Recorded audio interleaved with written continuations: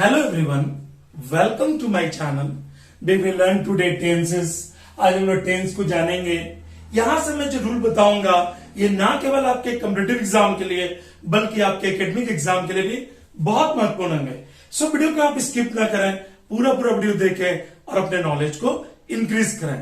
अगर आप हमारे चैनल पर नए हैं तो जल्दी से चैनल को सब्सक्राइब कर लें ताकि हर वीडियो का नोटिफिकेशन सबसे पहले आपको मिले। तो सबसे पहले हम लोग जान लें टेंस के बारे में। आप यहां देखिए मैंने कुछ लिखा है, इसे आप गौर करें। क्या लिखा मैंने? टेंस। आप तो जानते हैं टेंस को कितने भागों में डिवाइड किया गया है। तो टेंस को 3 भागों में डिवाइड किया गया है, प्रेजेंट, पास्ट और फ्यूचर। आज मैं आपको प्रेजेंट के बारे में बताऊंगा, प्रेजेंट के जो रूल होते हैं उससे मैं अवगत कराऊंगा। तो सबसे पहले हम लोग सिंपल प्रेजेंट के रूल को जान लें। यहां आप गौर करें, सिंपल प्रेजेंट का क्या रूल है। आप यहां गौर करें, सब्जेक्ट है वर्ब 1 वर्ब 5। अब आपको वर्ब फॉर्म्स याद करने पड़ेंगे। आपको मैं बता दूं कि वर्ब फॉर्म्स की एक मैंने वीडियो बनाई है, आप प्लेलिस्ट पे जाकर उस वीडियो को जरूर देखें और अपने नॉलेज को इंक्रीज करें। तो सबसे पहले आप जान लें कि वर्ब फॉर्म्स क्या होता है। तो यहां वर्ब फॉर्म्स के 5 रूप होते हैं, सब गौर करें।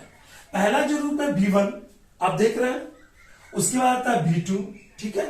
उसके बाद आता है V3, उसके बाद आता है V4, उसके बाद आता है V5।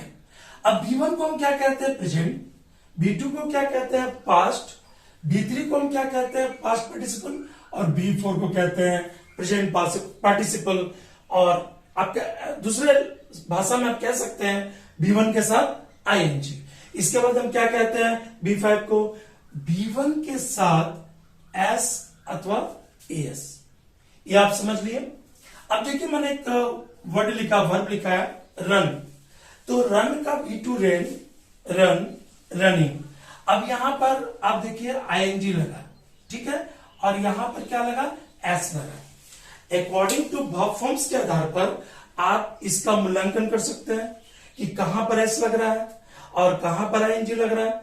बेशक ठीक है। यहां पर देखिए आपकी सुविधा के लिए मैंने यहां पर सिंगुलर प्लूरल लिखा है। आपकी सुविधा के लिए मैंने क्या लिखा? Singular plural. अब आप समझेंगे कि फर्स्ट पर्सन में सब्जेक्ट क्या हो गया। सब्जेक्ट तो आप जानते ही हैं, नाउन और प्रोनाउन जो होते हैं वो सब्जेक्ट का रूप लेते हैं, ठीक है। तो मैंने सब्जेक्ट यहां पर क्या डाली है? आई। तो आई के साथ यहां क्या लगा? रन, यानी V1। V के साथ आप यहां गौर कर सकते हैं, यहां आप गौर करें V के साथ क्या लगा? रन। यहां भी आप वर्ब 1 का प्रयोग करेंगे। उसके बाद आप लिखेंगे U, ठीक है। उसके साथ क्या लगा? रन, यानी V1 का प्रयोग करेंगे, ठीक है। उसके बाद आप यहां पर लिखेंगे U और यहां पर आप क्या प्रयोग करेंगे? V1 का, ठीक है। उसके बाद आप लिखेंगे यहां पर ही, ठीक है, सी और इट। आप ही भी लिख सकते हैं, आप सी भी लिख सकते हैं और इट भी लिख सकते हैं। और इसके साथ आप क्या प्रयोग करेंगे? रन्स। लेकिन आप पूछेंगे कि अगर सर 2 नाउन हो जाए तो हम इसका प्रयोग कैसे करेंगे। तो मैं यहां आपको बता देता हूं 2 नाउन होने। जैसे मान लीजिए मैंने यह लिख दिया राम एंड श्याम, रन। अब यहां पर प्रश्न उठता है कि हम यहां पर रन के साथ S लगाएंगे या S नहीं लगाएंगे। तो हम यहां पर S नहीं लगाएंगे, हमने यहां रन लिखा है। क्यों लिखा है? क्योंकि राम और श्याम, आप गौर करें, दोनों किससे जुड़े हुए हैं? एंड से जुड़े हुए हैं। तो राम और श्याम दौड़ते हैं, यानी 2 नाउन हो गए। तो 2 नाउन क्या हो गए? ये प्लूरल हो गए। जब प्लूरल हो गए तो हम प्लूरल वर्ब का प्रयोग करेंगे। और एक बात आप जान लें, वर्ब के साथ जब आप S लगाते हैं, क्या वर्ब के साथ जब आप S लगाते हैं तो वह हो जाता है सिंगुलर, ठीक है। जैसे मैंने मान लीजिए मैंने यहां पर लिखा, देखिए मैंने यहां पर लिखा रन ऑब्लिक रन्स। तो जब आप वर्ब के साथ S लगा रहे हैं तो क्या हो जा रहा है? सिंगुलर। और जब वर्ब के साथ आप S नहीं लगा रहे हैं तो वह क्या हो जा रहा है? प्लूरल, ठीक है। इससे भली बात ही परिचित हो गए। अब आप जान लें ही, सी, इट। इट के बाद क्या आएगा? तो आप बी फैक्ट का प्रयोग करेंगे। आप यहां पर क्या प्रयोग करेंगे? बी फैक्ट का। अब मैं जो भी रूल लिख रहा हूं इसे कॉपी में आप नोट डाउन करते जाएं, हमेशा आपके लिए यूजफुल रहेगा, आपके राइटिंग स्किल के लिए, आपके लैंग्वेज के लिए, आपके लिटरेचर के लिए ये बहुत महत्वपूर्ण है। अब आप आगे देखें, पुलरन में क्या हो गया? दे। अब दे के साथ आप क्या प्रयोग करेंगे? तो आप प्रयोग करेंगे B1 का। ठीक है, आप किसका प्रयोग करेंगे? B1 का। आप सिंपल प्रेजेंट को तो जान लिए, अब हम लोग जानेंगे बी नंबर रूल। क्या रूल है? प्रेजेंट कॉन्टिन्यूअस को। ठीक है, तो आप इसे कैसे समझेंगे? तो यहां पर आप गौर करेंगे, subject plus am is are plus B4 यहां पर आप देख लिए। उसके बाद इसका सिंगुलर है और प्लूरल है। सिंगुलर में क्या? फर्स्ट पर्सन में क्या है? I am running. क्या है? I am running. और प्लूरल में क्या है? फर्स्ट पर्सन में वी आर रनिंग। ठीक है, सेकेंड पर्सन में क्या है? यू, यहां पर गौर करें, यू आर रनिंग।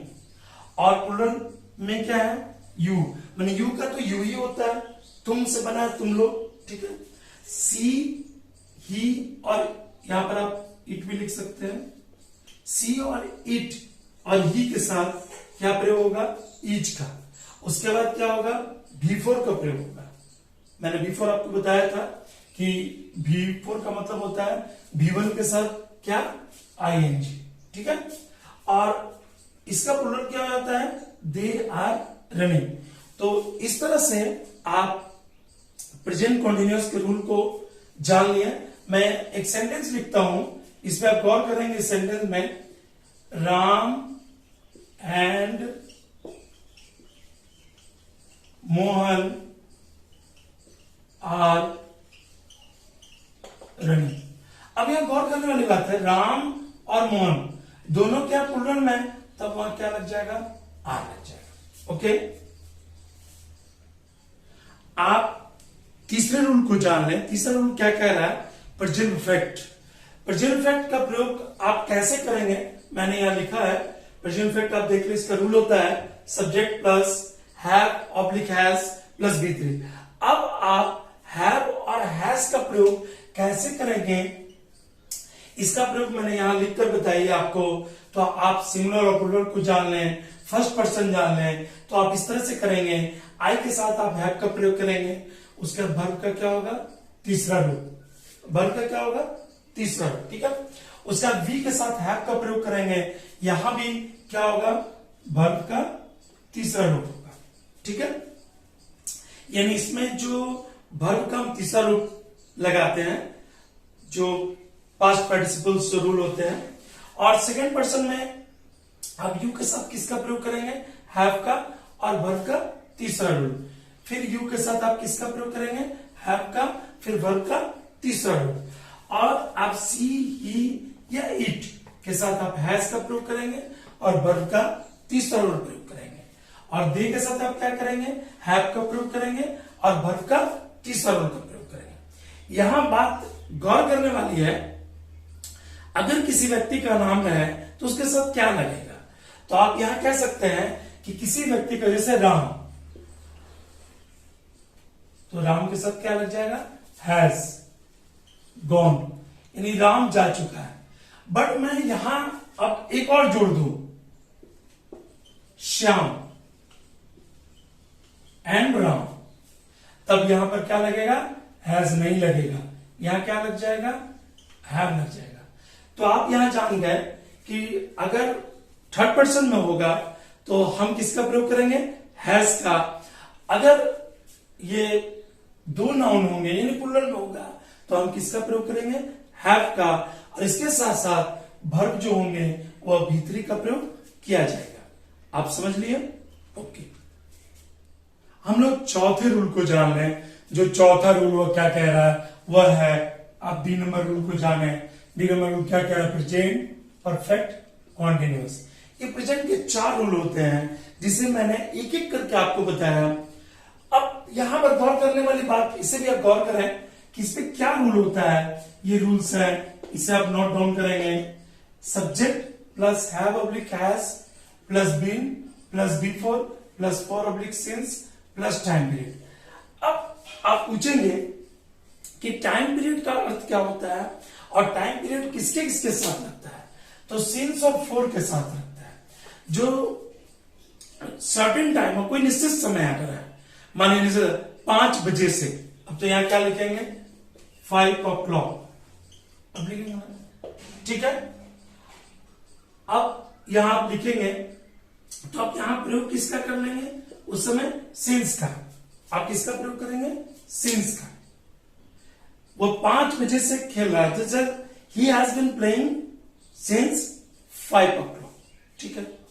तो यहां पर आप रूल पहले जान लिए, सब्जेक्ट प्लस हैव लिख has plus been plus before plus for oblique since plus time period, ठीक है। तो टाइम पीरियड आप समझ गए कि टाइम पीरियड के आधार पर फॉर और सिंस लगता है। अब आप एक सेंटेंस को भी गौर करें, I have been running for 1 hour, यानी मैं 1 घंटे से दौड़ रहा हूं।